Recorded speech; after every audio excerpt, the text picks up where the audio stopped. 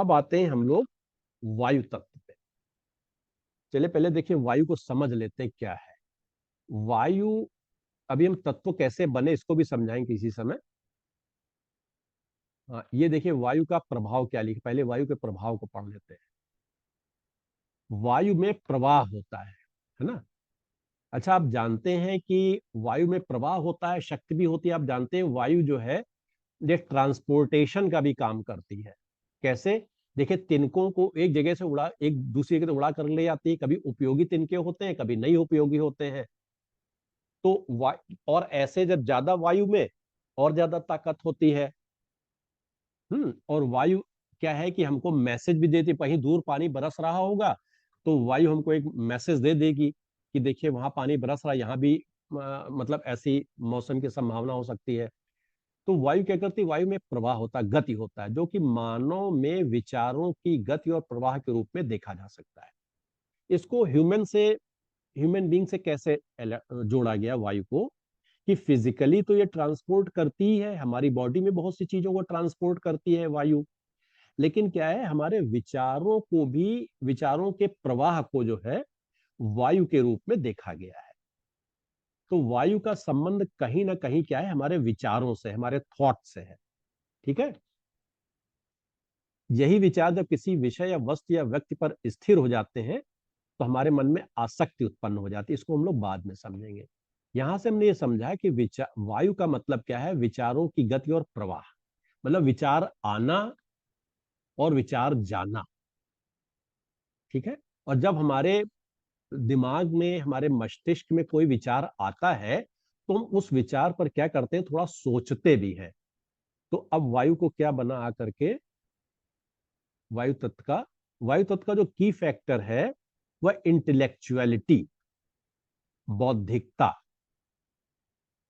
तो वायु कहाँ काम करती है? जैसे जैसे फिजिकल, जैसे अग्नि ने हमारी फिजिकल एनर्जी भी दी हमें और मेंटल में थोड़ी सी शार्पनेस दी।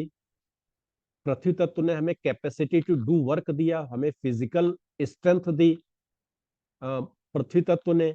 और वायु तत्व क्या दे रही है हमें? बौद्धिक स्तर पर कार्य करने की क्षमता। तो वायु माने intellectuality, it totally works upon our mental level. जैसे बुद्धि के स्तर पे काम करना, क्या है?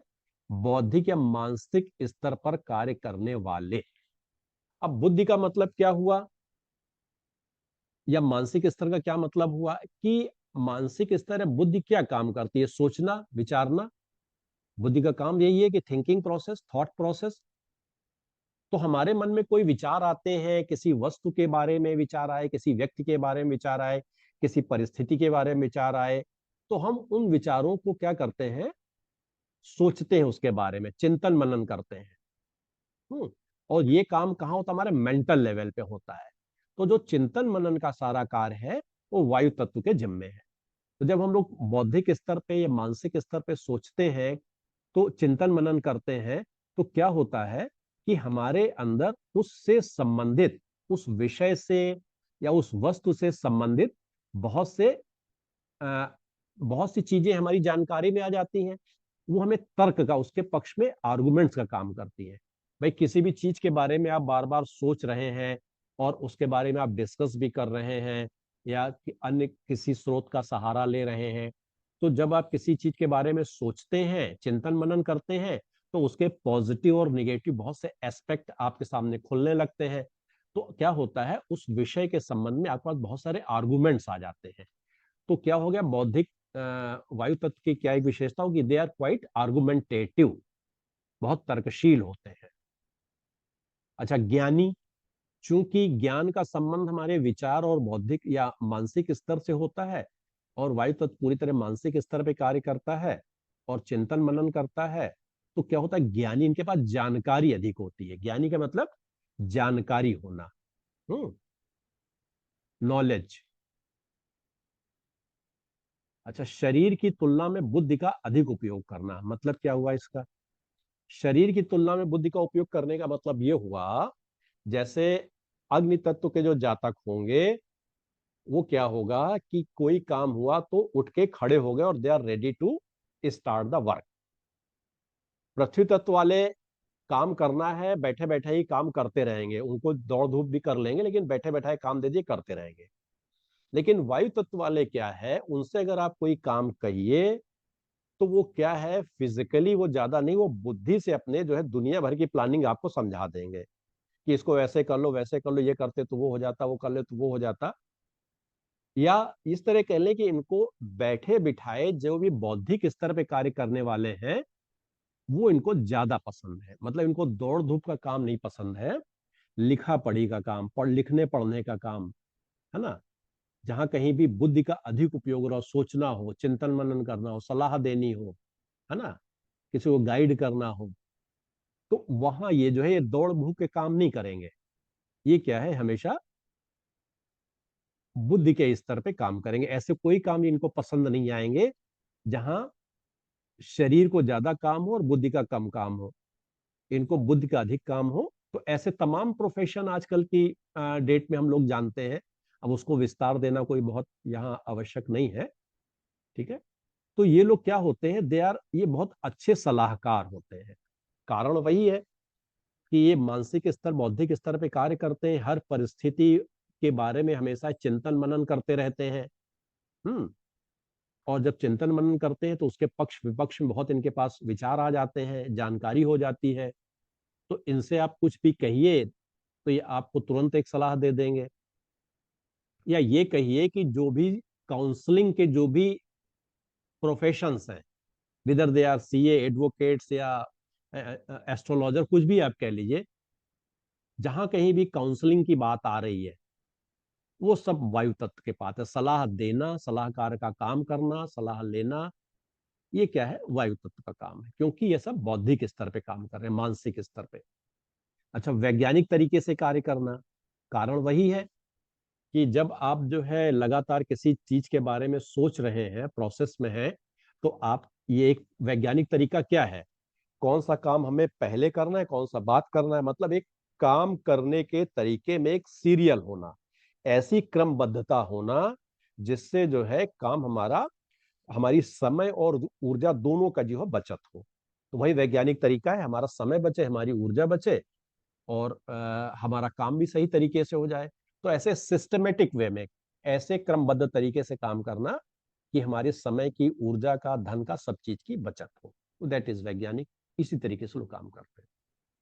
ये हम लोग समझ लिया, चिंतन मनन तर्क संगत हम लोग समझ लिया। अच्छा, प्रत्येक तथ्य को तर्क की कसौटी पर कसना, प्रत्येक तथ्य को, मतलब चाहे जिनके सामने फैक्ट आ जाएगा, जो भी सिचुएशन होगी, उसको जो है ये, उसके बारे में बहुत अच्छी तरीके से सब चीजें सोचेंगे, उसके सभी पहलुओं पर विचार करके। कोई परिस्थिति आई, अग्नि तत्व का जैसे विशेषकर मेष होगा, वो तुरंत दौड़ जाएगा, बगैर सोचे समझे वो काम शुरू कर देगा। पृथ्वी तत्व वाले भी सोचेंगे नहीं, इसने ये काम कहा है, निष्ठा उसके प्रति जताई, उन्होंने काम शुरू कर दिया। लेकिन वायु तत्व का जो जातक होगा, आप ये इनसे कोई भी काम कहिए, कोई भी इनसे सलाह भी मांगिए या कोई काम करिए, तो हर चीज को ये पहले उसके सभी पहलुओं पर सोच समझ करके ये जो है ये आपकी बात को कहेंगे या सुनेंगे। अच्छा, नीति कुशल होते हैं, सॉरी, नीति कुशल, डिप्लोमेट। अब नीति कुशल तो होना ही इनको, क्योंकि हर चीजें, सारे फैक्ट इन समय, हर समय इनके दिमाग में है, मानसिक स्तर पे कार्य करते हैं, किस समय क्या बात कहनी है जिससे हमारा काम निकल जाए, दूसरे को बुरा भी ना लगे। तो they are good diplomat. Adviser, counsellor भी है और एडवाइजर भी है। तो वायु तत्व कहाँ काम करता है, पूरी तरीके से मानसिक स्तर पे कार्य करता है। ऐसा नहीं कि वायु तत्व में ऊर्जा नहीं, भाई जब वायु का वेग है, बहती है, तो ऊर्जा तो उसमें है ही है। लेकिन इसकी जो वर्क फील्ड है वो क्या है, हमारा माइंड है, हमारा ब्रेन है। चलिए, अब एक सेंटेंस ये बचा था। अच्छा, कीवर्ड क्या है, इंटेलेक्चुअलिटी, बौद्धिकता, बुद्धि के उपयोग और विकास और अभ्यास को दर्शाती। वही, जब लगातार बुद्धि से काम लेंगे तो उसका विकास और अभ्यास सब होता जाएगा। तर्कवाद का पर्याय, मतलब आर्गुमेंटेशन, भावनाओं पर बुद्धि का अभ्यास। मतलब ये क्या है, इनमें खास बात ये है कि ये थोड़ा भावनाओं में कम विश्वास करते हैं। भावनाओं क्या है, इनकी बुद्धि से नियंत्रित होती है। हर चीज को ये चूंकि कसौटी पर कसते हैं, तो ये भी सोचते हैं क्या कहते हैं, इस सिचुएशन में हमें दुखी होना चाहिए, नहीं होना चाहिए कि नहीं होना चाहिए, इस सिचुएशन में हमें प्रसन्न होना चाहिए कि नहीं होना चाहिए। हर चीज को लॉजिकली लेंगे लोग। तो इसलिए जो है इनमें भावनाओं का ये कम स्थान होता है, ये भावुक कम होते हैं। अच्छा, प्रभाव हम लोगों ने पढ़ा था, वायु में प्रवाह होता है जो कि मानव में विचारों की गति या प्रवाह के रूप में देखा जा सकता है। हाँ, अब ये सेंटेंस जो है, यही विचार जब किसी विषय वस्तु या व्यक्ति पर स्थिर हो जाते हैं तो हमारे मन में आसक्ति उत्पन्न होती। ये एक इंपॉर्टेंट चीज है, आसक्ति, अट्रैक्शन, लगाव। वायु तत्व की ये भी एक खास बात है, जहां ये बहुत तार्किक होते हैं और जब इनकी चिंतन मनन की स्थिति एक बिंदु पर स्थिर हो जाती है, किसी व्यक्ति पर स्थिर हो गई, किसी वस्तु पर स्थिर हो गई, किसी सिचुएशन पर स्थिर हो गई, तो उस व्यक्ति वस्तु या सिचुएशन से इनको एक लगाव हो जाता, आसक्ति हो जाती है। तो आसक्ति या लगाव या कामना, ये जो है वायु तत्व का एक प्रमुख जो है प्रभाव है। इसको हमें याद रखना चाहिए, आसक्ति को। राइट, ये शब्द हम लोगों को याद रखना है। चलिए।